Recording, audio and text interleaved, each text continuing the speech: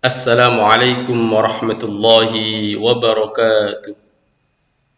Bismillah walhamdulillah. Puji syukur kita panjatkan kehadirat Allah Subhanahu wa taala dengan mengucapkan alhamdulillahi rabbil alamin dan bersolawat kepada junjungan kita Nabi besar Muhammad sallallahu alaihi wasallam dengan ucapan Allahumma shalli wa sallim wa barik ala sayyidina Muhammad wa ala ali sayyidina Muhammad.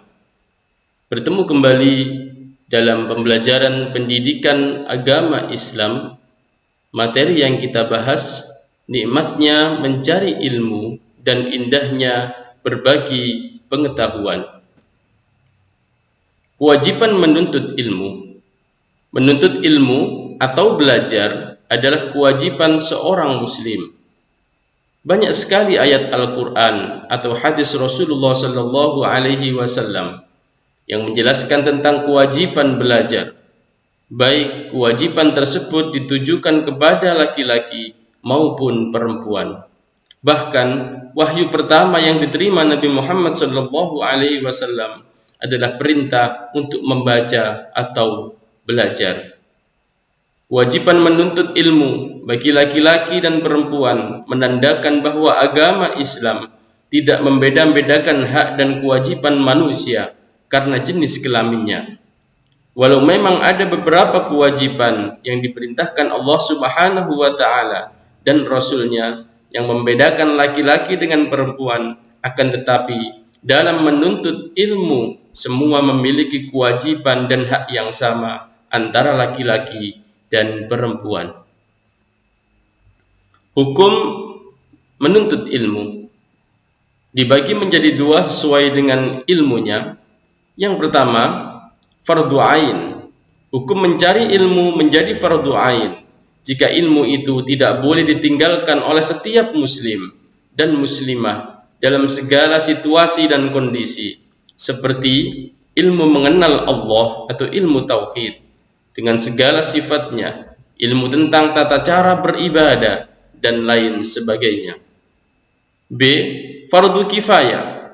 Hukum menuntut ilmu menjadi fardu kifayah, berlaku untuk ilmu-ilmu yang harus ada di kalangan umat Islam, sebagaimana dimiliki dan dikuasai golongan kafir, seperti ilmu kedokteran, ilmu perindustrian, ilmu falak, ilmu eksakta, serta ilmu-ilmu lainnya.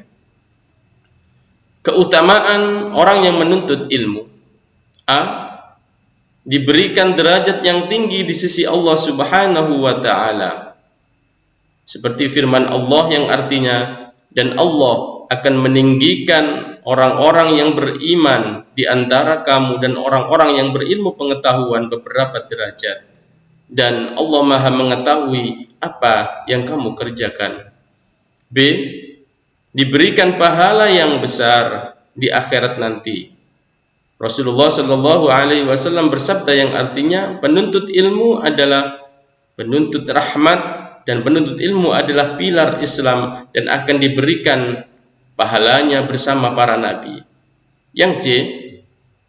Merupakan sedekah yang paling utama. Rasul sallallahu alaihi wasallam bersabda yang artinya, sedekah yang paling utama adalah jika seorang muslim mempelajari ilmu dan mengajarkannya kepada saudaranya sesama muslim. Selanjutnya, keutamaan orang yang menuntut ilmu adalah lebih utama daripada seorang ahli ibadah. Dari Abi Thalib radhiyallahu an Rasulullah sallallahu alaihi wasallam, seorang alim yang dapat mengambil manfaat dari ilmunya lebih baik daripada 1000 orang ahli ibadah. Yang E.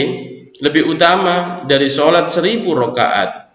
Rasul sallallahu alaihi wasallam bersabda yang artinya, wahai Abu Ar, kamu pergi mengajarkan ayat dari kitabullah, telah baik bagimu dan daripada sholat sunnah 100 rakaat, dan pergi mengajarkan satu bab ilmu pengetahuan, baik dilaksanakan atau tidak, itu lebih baik daripada sholat 1000 rakaat. Dan selanjutnya yang terakhir adalah diberikan pahala seperti pahala orang yang sedang berjihad di jalan Allah Subhanahu wa taala.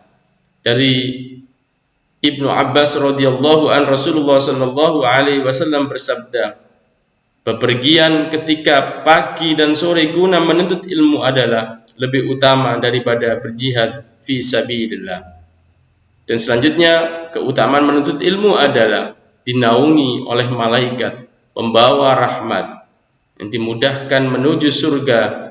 Dari Abu Hurairah radhiyallahu an, Rasulullah sallallahu alaihi wasallam bersabda yang artinya, tidaklah sekumpulan orang yang berkumpul di suatu rumah dari rumah Allah atau masjidnya Allah Azza wa Jalla, mereka mempelajari kitab Allah dan mengkaji di antara mereka, melainkan malaikat mengelilinginya dan menyelubungi mereka dengan rahmat, dan Allah menyebut mereka di antara orang-orang yang ada di sisinya. Dan tidaklah seorang meniti suatu jalan untuk menuntut ilmu, melainkan Allah memudahkan jalan baginya menuju surganya Allah Subhanahu wa taala. Hadis riwayat Muslim dan Ahmad.